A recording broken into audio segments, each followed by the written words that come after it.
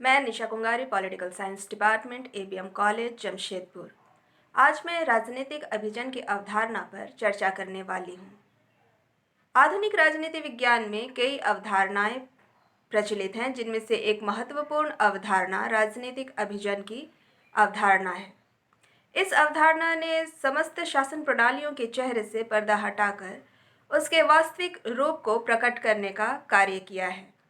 इसने मुख्य रूप से लोकतंत्र पर प्रहार करके यह दर्शाया है कि लोकतंत्र में भले ही समानता का नारा दिया जाता है और यह कहा जाता है कि यह जनता का तंत्र या जनता का शासन है, परंतु वास्तविकता यही है कि शासन सत्ता कुछ गिने चुने लोगों के हाथों में ही होती है और यही गिने चुने शक्तिशाली लोग राजनीतिक अभिजन कहलाते हैं। अभिजन, एलिट। यह शब्द एलिटियर से बना है, जिसका अर्थ होता है इलेक्शन बाय चॉइस, यानी पसंद द्वारा चुनाव। अंग्रेजी भाषा में इस शब्द का अर्थ है लीडरशिप या नेतृत्व। 17वीं-18वीं शताब्दी में इस शब्द का प्रयोग श्रेष्ठतम वस्तुओं या समाज के श्रेष्ठ समूहों के लिए किया जाता था। इस सिद्धांत की झलक हमें प्लेटो के आदर्श राज्य के सिद्धांत में भी देखने को मिलती है, जहां उसने अपने राज्य के शासन की बागडोर उच्च शिक्षित दार्शनिकों के हाथों में सौंपी है।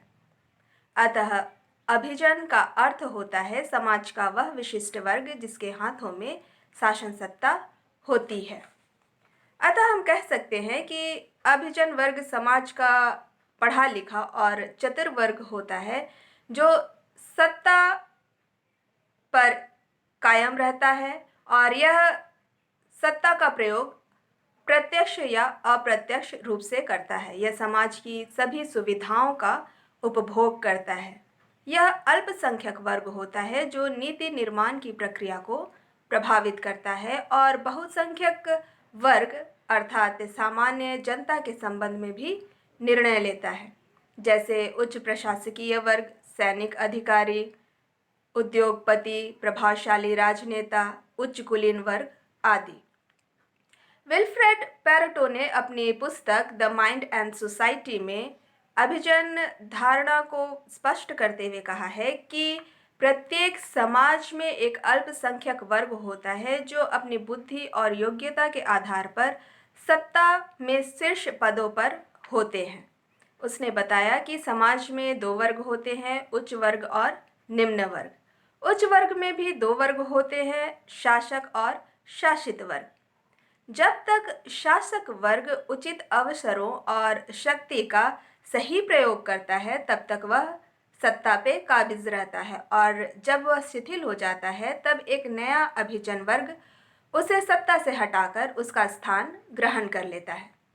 मोस्का ने भी अपनी पुस्तक द रूलिंग क्लास में यह बताया है कि समाज में दो वर्ग होते हैं, एक शासक वर्ग जो अल्पसंख्यक होता है और समाज की सारी सुविधाओं का उपभोग करता है, और दूसरा शासित वर्ग जो बहुसंख्यक होता है और शासक वर्ग के आदेशों का पालन करता है।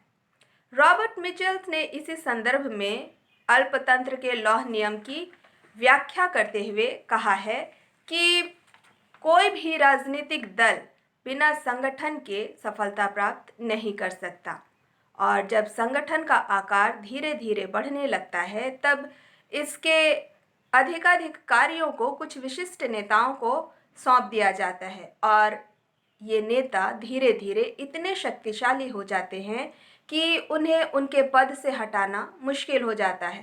संगठन के सदस्यों का भी इन पर कोई अधिकार या कोई नियंत्रण नहीं रह पाता है। रॉबर्ट ने इस संदर्भ में आगे कहा है कि अधिकांश व्यक्ति दास प्रवृत्ति के और आलसी होते हैं। वे शासन कार्यों में भाग नहीं लेते हैं और आसानी से इन नेताओं की अधीनता को स्वीकार कर लेते हैं। सी राइट मिल्स ने भी अपनी पुस्तक द पावर एलिट में शासक अभिजन के स्थान पर शक्ति अभिजन शब्द का प्रयोग किया है। शक्ति अभिजन वे होते हैं जो आदेश देने वाले पदों को धारण करते हैं। इस प्रकार हम देखते हैं कि अभिजन वर्ग एक संगठित अल्पसंख्यक वर्ग होता है जो साधारण जनता पर नियंत्रण रखता है। अभिजन वर्ग की एक अन्य विशेषता यह है कि अभिजन वर्ग में निरंतर परिवर्तन होता रहता है। अभिजन वर्ग का एक विरोधी प्रति अभिजन होता है जो लगातार सत्ता प्राप्ति के लिए प्रयत्नशील रहता है, और जब यह अपने प्रयत्न में सफल हो जाता है तब अभिजन वर्ग में परिवर्तन हो जाता है। लोकतांत्रिक देशों में यह परिवर्तन संवैधानिक तरीकों अर्थात चुनाव के माध्यम से होती है, और अन्य शासन व्यवस्थाओं में यह क्रांति और बल प्रयोग के द्वारा से होती है। जैसे अभी अभिजन वर्ग बीजेपी है और प्रति अभिजन कांग्रेस है। कांग्रेस सत्ता प्राप्ति के लिए प्रयत्नशील है, और जब यह अपने प्रयत्न में सफल हो जाएगी तब शासन वर्ग में परिवर्तन हो जाएगा, और कांग्रेस जब शासन वर्ग में आ जाएगी तब बीजेपी प्रति अभिजन का रूप ले लेगा। इस प्रकार हम अभिजन वर्ग की कुछ निम्न विशेषताओं को देखते हैं कि यह अल्पसंख्यक वर्ग होता है जो अपनी बुद्धि और योग्यता के आधार पर समाज के अन्य लोगों से ऊपर होता है। यह शासन के महत्वपूर्ण पदों को धारण करते हैं और नीति निर्माण की प्रक्रिया को प्रभावित करते हैं। इनका हित सामान्य जनता के हित से अलग होता है और अभिजन वर्ग में निरंतर परिवर्तन होता रहता है। लोकतांत्रिक व्यवस्थाओं में यह परिवर्तन संवैधानिक तरीकों से होता है अर्थात चुनाव के द्वारा, और अन्य शासन व्यवस्थाओं में यह क्रांति या बल प्रयोग के माध्यम से अभिजन वर्ग में परिवर्तन होता है। धन्यवाद।